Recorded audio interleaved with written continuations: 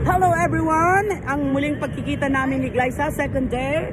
Dahil umuwi ako para kunin lang ang request ng isa naming friend na gusto daw niya. Andito na pala siya. Yes, ang aming beshi. Ganyan ang mga beshi. Andito na pala na in-order ko pa sa isang online shop at ibibigay natin sa ating kaibigan. Wag na natin papangalanin dahil alam naman nila kung sino.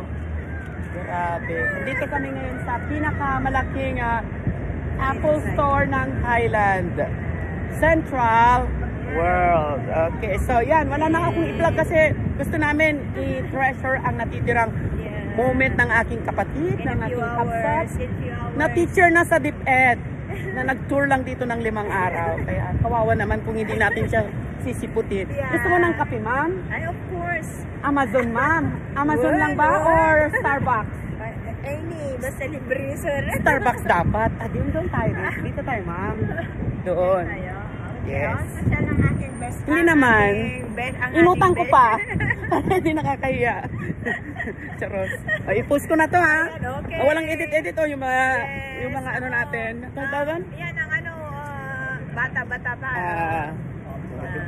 Daya mo, nakashade. Dapat, okay. Kasi ang lamig doon sa ano. Ang lamig doon sa train, sa BTS. Ganun. Nag-church kasi ako kaya. Medyo malamig na po dito sa Thailand. Mahangin na. Tingnan mo, oh. Ayun.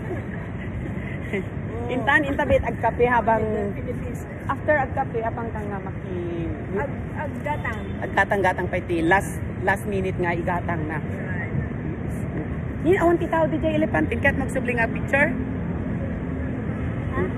Ay, makan-makan one. O, sige pa. Gay. Bye-bye, guys.